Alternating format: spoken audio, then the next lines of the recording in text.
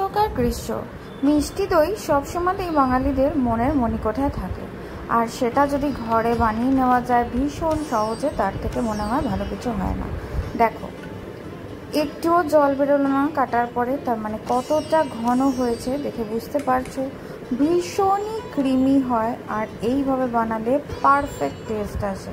তো চলো কথা না বাড়িয়ে কিচেন টেলসে আজকে তোমাদের সাথে শেয়ার করে দিই পারফেক্ট ঝটপট খুব সুন্দর মিষ্টি দই কী করে বানিয়ে নিতে পারবে তার রেসিপি। আর তার আগে প্রতিবারের মতো অনুরোধ রইল আমার চ্যানেলটিকে সাবস্ক্রাইব করে পাশে থাকার, আর বেল আইকনটা প্রেস করে দিও যাতে নোটিফিকেশন অন থাকলে তোমাদের কাছে নতুন ভিডিও আপলোড করলেই পৌঁছে যাবে।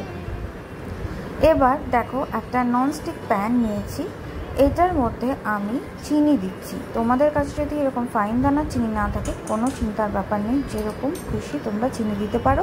এখানে 2 চামচ আমি চিনি দিয়েছি, নর্মাল যে চায়ের চামচ হয় সেটার 2 চামচ, আর সাথে দিয়ে দিলাম 1 চামচের একটু কম জল। এতে করে যেটা হবে চিনিটা পুড়ে যাবে না। লো টু মিডিয়াম আঁচে আমি এটাকে রেখে একটু ক্যারামেলটা করব। ক্যারামেল খুব গাঢ় করে করব না। দেখো, এটাকে বলে অ্যাম্বার কালার, মানে একটা গোল্ডেন কালার যখন আসবে, সোনালি রং হবে, তার চেয়ে একটু সামান্য বাদামি হচ্ছে, দেখতে পাচ্ছ। এই সময়তে কিন্তু গ্যাসের ফ্লেম অফ করে দিয়ে আমি এখানে দুধটা মেশাবো। মনে রেখো, গ্যাসের ফ্লেমটা অফ করে দিয়ে তবে গিয়ে কিন্তু দুধটা মেশাবে। একবারে কিন্তু হাফ কাপের বেশি দুধ দেবে না। এইবারে ভালো করে এটা স্প্যাচুলার সাহায্যে মিশিয়ে নিচ্ছি। প্রথমেই দেখো একটুখানি শক্ত হয়ে গেছে ক্যারামেলটা, কোনো অসুবিধা নেই। এবার দুধের হিট থেকে এটা আস্তে আস্তে মেল্ট হয়ে যাবে বা গলে যাবে। এখানে আমি 1 লিটার দুধকে জাল করে 750 ml বানিয়ে নিয়েছি।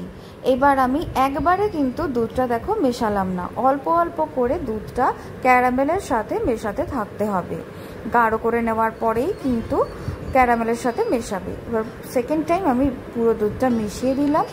এইবারে দেখো আমি এখানে 1 চামচ ঘি দিলাম। কেন? তার কারণ হচ্ছে আমি যে এখানে দুধটা ইউজ করছি এটা ফুল ফ্যাট মিল্ক ছিল না, তাই এর ক্রিমিনেসটা একটু কম হতো। সেই জন্য আমি এখানে যে 1 চামচ ঘি দিলাম। এটা অপশনাল, যদি দিতে না চাও নাও দিতে পারো। প্রথমে 2 চামচ চিনি দিয়েছিলাম, পরে দেখো আরও আমি দিয়ে দিচ্ছি 3 চামচ চিনি। ছোট যে চায়ের চামচ হয় সেই চামচেরই 3 চামচ আমি চিনি দিলাম, মানে টোটাল 5 চামচ।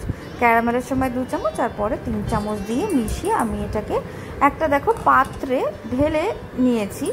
এর টেম্পারেচারটা এরকম হবে যে তুমি হাত দিয়ে মোটামুটি 10 সেকেন্ড মতো রাখতে পারবে। এইবার দেখো একটা এরকম হ্যান্ড হুইস্কের সাহায্যে আমি এটাকে খুব ভালো করে একটু ফেটিয়ে নিচ্ছি। বেশ ঝাঁক উঠছে, দেখতে পাচ্ছ। এই ঝাঁকগুলো কিন্তু দই বসাতে সাহায্য করে, তাই এটার কিন্তু ভীষণই একটা ইম্পর্টেন্স রয়েছে, স্টেপটা বাদ দিও না। আমি অপরদিকে একটা পাত্রে 2 টেবিল চামচ হাংকার্ড বা জল ঝরানো টক দই ভালো করে ফেটিয়ে নিয়েছি। ওই 2 চামচ মানে 4 চামচেরই কিন্তু 2 চামচ, টেবিল চামচ নয়। 2 চামচ আমি এখানে নিলাম, ওই টক দইটা এর সাথে মিশিয়ে দিলাম।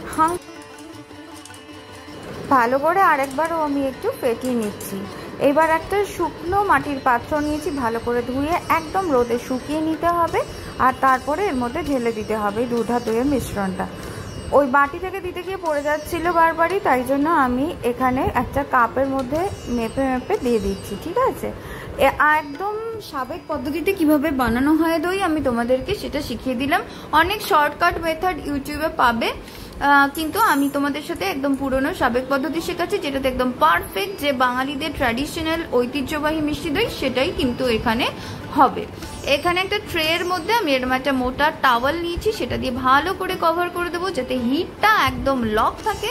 গরমটা ভীষণই দরকার মিষ্টি দই বানানোর ক্ষেত্রে, এখন তো ভীষণই গরমকাল, তো তাই জন্য খুব তাড়াতাড়ি কিন্তু মিষ্টি দই জমে যাবে। ওপর থেকে আরও একখানা টাওয়াল আমি দিয়ে এটাকে মাইক্রো ওভেন মানে একটা কোনো বদ্ধ জায়গায় রেখে দেবে। আমি মাইক্রো ওভেনে রাখছি, মানে কোনো হিট দেবো না, বন্ধ মাইক্রো ওভেনে রেখে দিয়েছিলাম ওভারনাইটের জন্য। পরদিন সকালবেলা ওখান থেকে বের করে 1 ঘন্টা ফ্রিজে রাখার পর তোমাদের সাথে দেখাচ্ছি পুরো বাটিটা মানে হাঁড়িটা উল্টে দেখালাম। দেখো কতটা পারফেক্ট জমেছে আর অসম্ভব ভালো খেতে হয়েছে। তার জন্য অবশ্যই একবার বানাতে হবে। আর আমাকে কমেন্ট করে জানাতে হবে তোমাদের মিষ্টি দইটাও কেমন হলো। কেটে প্রথমেও দেখিয়েছি, আরেকবারও দেখিয়ে দিচ্ছি কতখানি পারফেক্ট হয়েছে, কতখানি ক্রিমি হয়েছে। আর দেখে নাও একদম কিন্তু জল ছাড়েনি, কালারও ভীষণই পারফেক্ট হয়েছে।